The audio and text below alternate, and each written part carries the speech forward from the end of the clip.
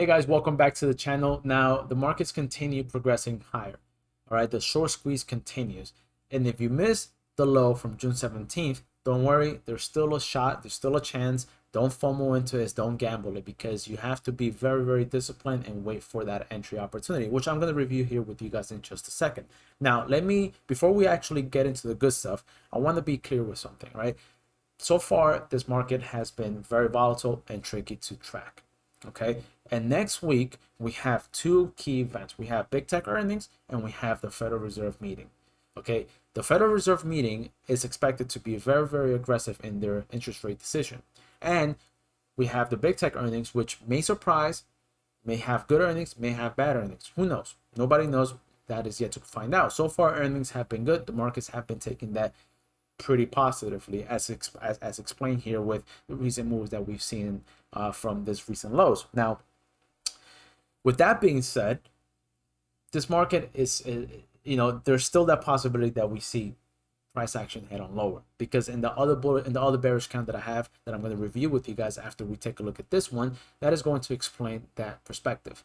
All right, so from the June 17th, and look, I've been trading Elliott Wave for a while now, and this move here was not easy. Okay, it was not easy to understand and dissect. Why is that? Because we have, from the larger time frame, let's say 1 hour time frame, we have three waves, right? And three waves are corrective moves, they're not impulsives. So we were looking at this either as a retracement from this overall decline, and we were going to see more downside after it completed. That was then. What's going on now is that we are seeing that the markets post this move gave us a three-wave correction that held support at the 618, which is an appropriate support level for a wave 2 pullback. Okay, after we got this wave 1, we have the wave A, pullback in B, down in C, and now we are impulsively heading higher into this wave 3. Now this wave 3, our upside targets for this wave 3 comes in between the 1618 and the 100% extension, which will break the 400 level. Okay, once we break the 400 level, and if we can maintain that zone, then that is pretty bullish for the markets. All right, 400 is key, just keep that in mind. Furthermore, we have this zone here of critical resistance. You saw that the markets in the previous B wave here, we weren't able to either move higher or move lower. Eventually we cracked it and we actually sold off, which was, I like to see this as capitulation here into this new low. Okay, now this may very well be all she wrote, and we're now gearing up to the upside.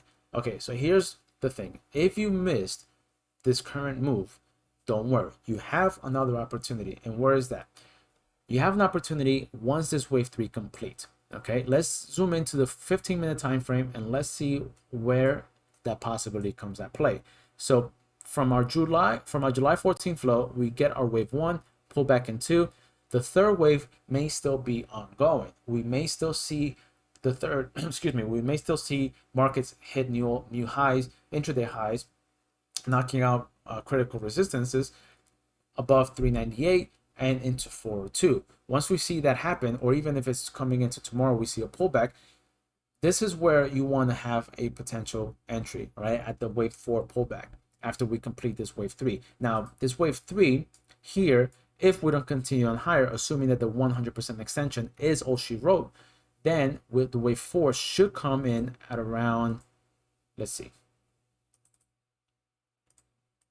the wave 4 should come in around between the 23.6 and the 38.2% retracement, which represents a 392 and 388. So this region, we want to see the wave 4 pullback, but there's something wrong with this. All right, and what do you see wrong with this, guys? The 38.2 overlaps with the wave 1. Okay, so for that reason, I believe that maybe we get an extended third wave to maintain our high above the wave 1. All right, so what do I mean by that? Per Elliott Wave guidelines, if you guys are new to Elliott Wave, wave 4, let me just do this here for a second. So we have wave 1, 2, 3, 4, and 5. You guys know that wave 1, wave 3, and wave 5, they are the impulsive structures. Wave 2 and wave 4, they are the corrective structures in a 5-wave sequence. Now, this wave 1 is made up of 5-wave subdivision. This wave 2 is in 3, wave 3 is in 5, wave 4 is in 3, wave 5 is in 5 subdivisions. All right, so the guideline that I just mentioned, right, where wave 4 cannot go beyond the wave 1 is this, right? This wave 4 cannot retrace beyond the wave 1.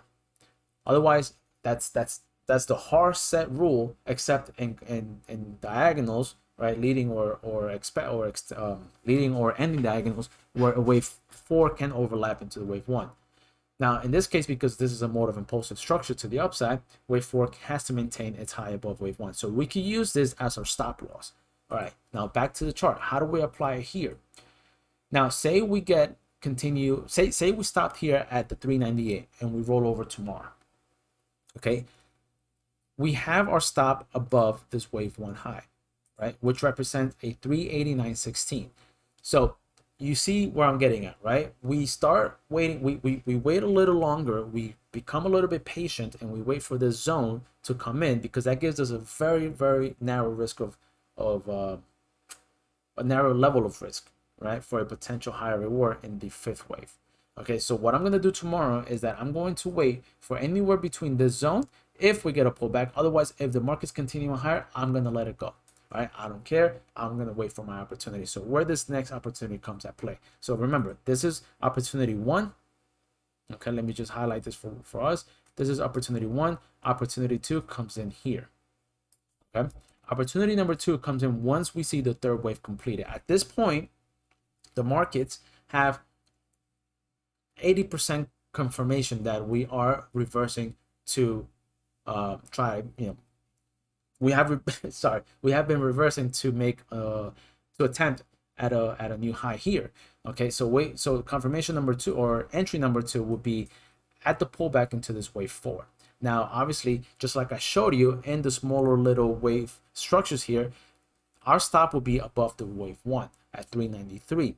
Same logic applies, same rule applies from the smaller time frames to the higher time frames.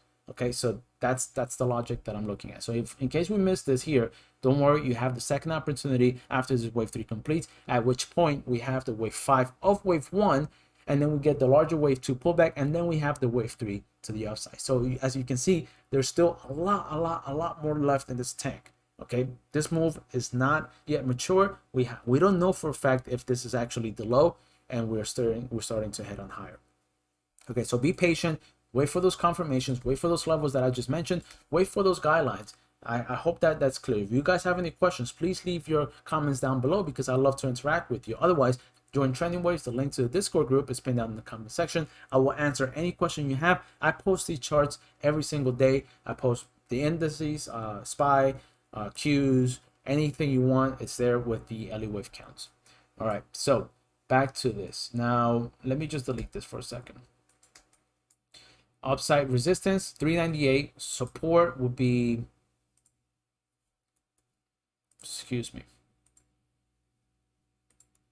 support will be around 392, 390. All right, so pull back and then we go. So just wait for this zone, keep your high above the wave 1 at 388, and you should be good to go. All right, guys, so these areas, let me just highlight this for us here. That should be our pullback. This should be our overhead resistance. All right, so over to the bearish count. Let me just pull this back.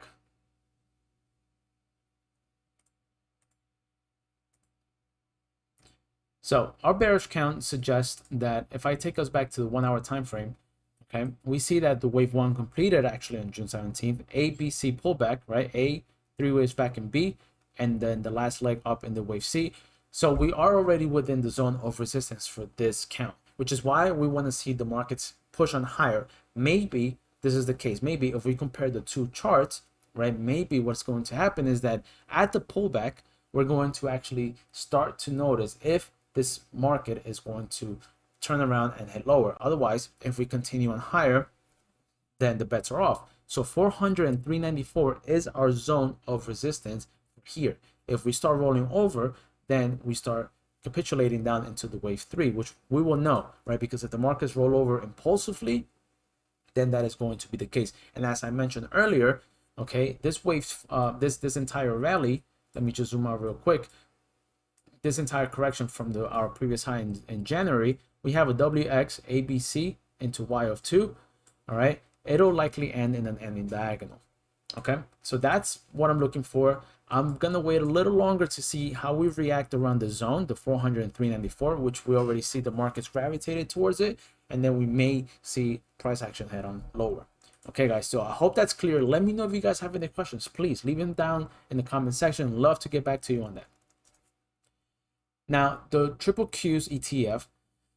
Okay, so here, so wave 1, ABC into the 2, wave count and validation comes in at 279.88. Wave 1, 2, 3, pull back into the 4. We must maintain north of 296 if you missed this rally, if you want to take advantage of the last leg higher into this wave 3, right? We met resistance at 304, so it's likely we're going to head on lower just ever so slightly in 3 waves, okay? You can have your stop at or below this wave 1, 296 is our stop, and then we seek continuation to the upside. Okay, so 296.07 and 393.04 is our resistance, 296 was our support. And then taking you guys over to our bearish count, it's actually not here, but it's the same deal, right? I have it on another chart, which I'll review, guys. Actually, I will post that on the Discord group. So if you guys want to see the bearish count, which resembles the SPY, hop on over Trending Waves. The link to the Discord group is pinned down in the comment section. Okay, I think that is it for us today, guys. I'm pretty tired today. Had a long day. Let me know if you guys have any questions. Let me know if you guys have any concerns. Love to help you guys out. And I'll see you guys tomorrow. Take care. Bye-bye.